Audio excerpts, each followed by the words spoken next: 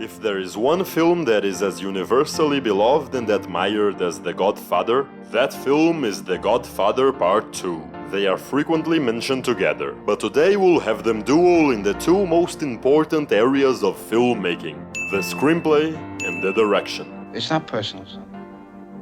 It's strictly business. Let's start off by taking a look at The Godfather's screenplay. If I had to choose one word to describe it, it would be effective.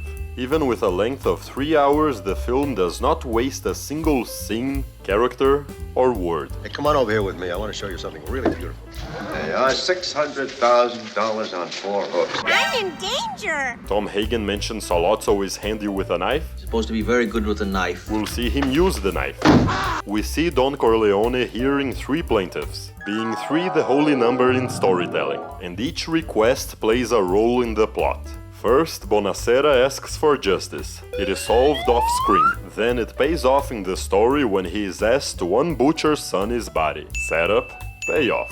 Then a man asks the Don to save his son-in-law, Enzo, from deportation. It is solved off-screen. Then it pays off when Enzo visits Vito in the hospital. I am Enzo, the baker. And Michael uses him to scare off assassins. Setup, payoff. Thirdly, there's the famous Johnny Fontaine horsehead subplot, which perfectly illustrates the mafia's creativity for intimidation. And later, Johnny thanks his godfather with flowers. This film is the best example of how important plot points in subplots can be relegated to off-screen territory. Leave the screen to what affects the major plot. All these subplots are presented in the wedding sequence, which is by itself already a masterpiece of storytelling. In 25 minutes we get to know all the major players and their personalities. Tom Hagen works and gives professional exposition. It's part of the wedding. No Sicilian can refuse any request on his daughter's wedding day. Sonny ignores his family and his work to go philandering, already insinuating what a bad Don he'll be later on. Santino's a bad Don. Rest in peace. Besides presenting character, the wedding is world-building extraordinaire. We learn some of the character's culture. 20, 30 grand in that little silk purse. Marlon, if this was somebody else's wedding, sfortunato. We learn how wide their net of influence extends. Also, some of the judges. They've all sent gifts. Salud. We learn who they can muscle around. And who they can't. Hey, it's my sister's wedding. The Godfather Part 2, as perfect as it is, doesn't have the same level of effectiveness. It comes close with subplots like Senator Geary's dead hooker problem. Oh my God! You killed a hooker! Call girl! No, Cyril, when they're dead, they're just hookers! Which leads him to converge favorably with Michael's hearings. That Italian Americans are among the most loyal, most law-abiding, patriotic, hard-working American citizens in this land.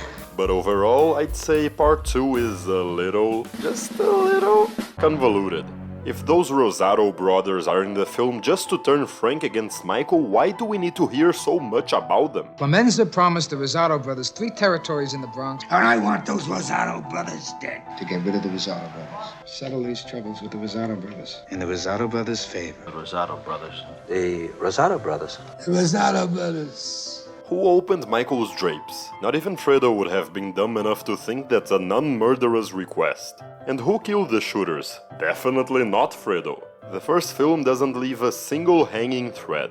That aside, it's still a perfect script if you don't compare it too hard to the first one. And whatever it lacks in effectiveness, it more than makes up in ambition. The first film was already ambitious, elevating gangster conflicts to an analysis of power and corruption of Shakespearean greatness. But the second one does the same in a much more sprawling canvas. It not only enlarges Michael's business to the international arena, showing how influential these gangsters are. We're bigger than US Steel. It merges the plot with the Cuban Revolution, giving an epic scope to the story. It's no longer just a tale of a powerful gangster and his world. It's a chapter of history, with the fates of characters being affected by the grand scheme of things. When Tom Hagen talks about ancient Romans to convince Frank to kill himself, it is a truly brilliant, dramaturgical solution to get an unkillable character to die. But not only that,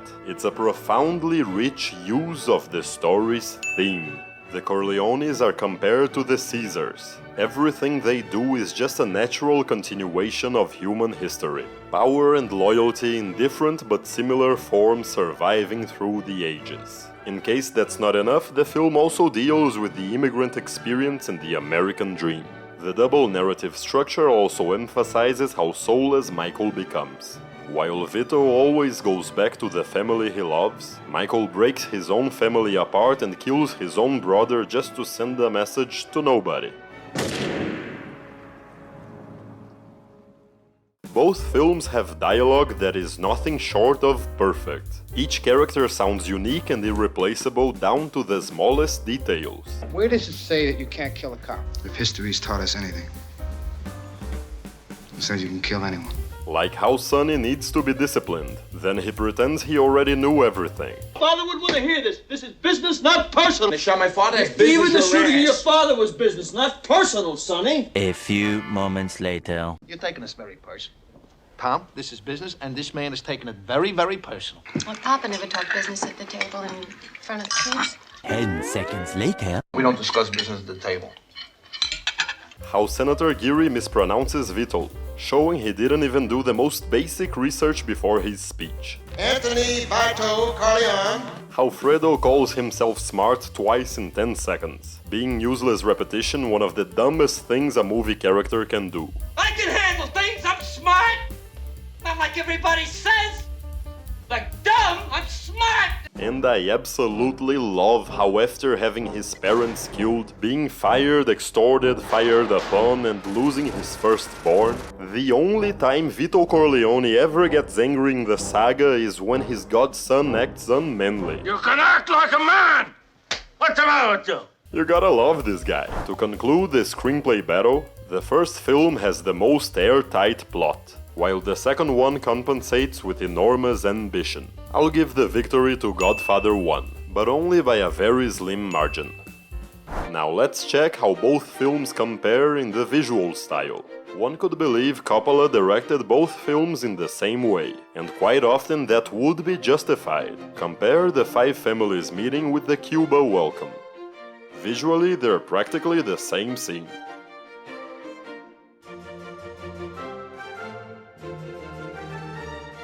But when Coppola made The Godfather Part 2, he was given more money and creative control. And it shows. It shows beautifully. Let's check the first one first. The Godfather has a classical, sober style. Coppola arranges his characters efficiently on screen and allows them to move around, without ever making his camera steal anybody's spotlight. Take the scene when Michael decides to join the family's business. While Tom and Sonny move hectically, and Clemenza and Tessio watch uncomfortably, Michael stands out by sitting collected and calm, and by being the only brother wearing a jacket. Coppola is careful to fill up every side, height, and layer of the screen with his characters, as great directors do. They want to have a meeting with me, right? Then, when Michael starts speaking, characters stop moving, matching the new leader's mood, and the camera approaches Michael. He was made the most important character gradually, slowly, first through staging, then through camera work. Then I'll kill them both. Perfect directing. The only problem with the film's visuals is that it's often too dark. Yes, there's the excuse that the characters' lives are in the underworld. There's the strong contrast between the sunny wedding and the dark rooms of crime. But still, cinematographer Gordon Willis went so dark you can barely make out the set sometimes. Part 2 is when Willis found the sweet spot of darkness, and we got to see not only Coppola's great compositions, but also the amazingly detailed sets. And there's better interaction between the characters and the sets this time. Mind how when Senator Geary declares himself Michael's enemy, he turns the little toy cannon towards him. when Hyman Roth talks about how he's gonna split his empire between his allies. Everyone gets a piece of cake. On one level, they're eating cake. Smaller piece. On another, it's his business being divided. And on a third level, these powerful gangsters are carving up Cuba itself. That's 3 levels of meaning in a single simple act. That's some quality visual storytelling. That's how the second film excels, visually. One of the fruits of money and creative control. Well, I need money. Compare the 2 films' opening parties. There's nothing wrong at all with the originals. But the sequels, helped by the beauty of Lake Tahoe, feels far grander and more alive.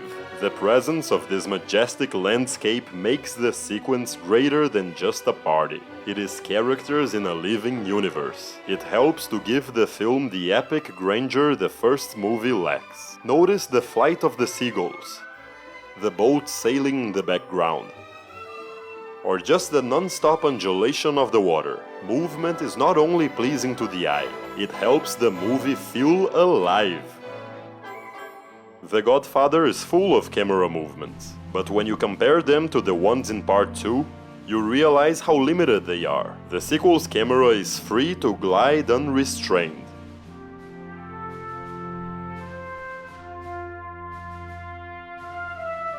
Watch the shots of the immigrants arriving at Ellis Island.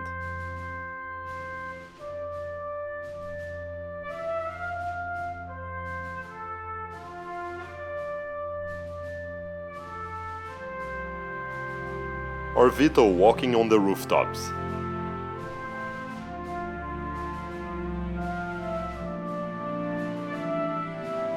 When Michael's assassin stalks Hyman Roth in the hospital, the nurses remain in the background as we follow the killer in the foreground. Once he's in the room, he cuts off the background before moving to his target. When Geary laments the dead hooker, her head can be seen in the mirror. When Michael pretends to forgive Fredo, his attack dog Al Neri is in the background, adding conflict visually.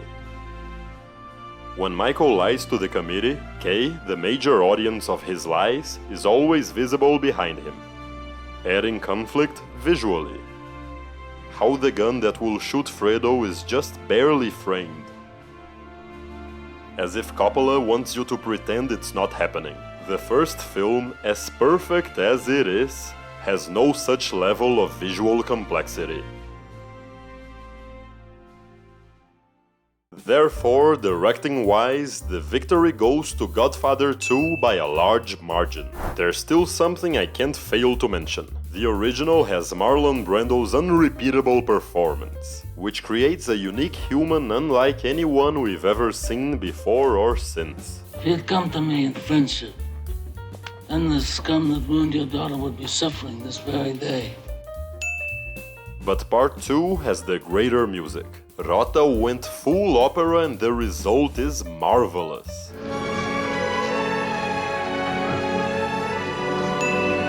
In conclusion, the winner is The Godfather Part 2. It wins by doing exactly what all sequels should do. Be bigger, better, and more ambitious. Now what do you think? Tell me in the comments which Godfather film is your favorite and why it's not Part 3. And if you enjoyed the video, hit the like button. And the subscribe button. As it will help you get more videos like this one. Thank you for watching and have a nice week.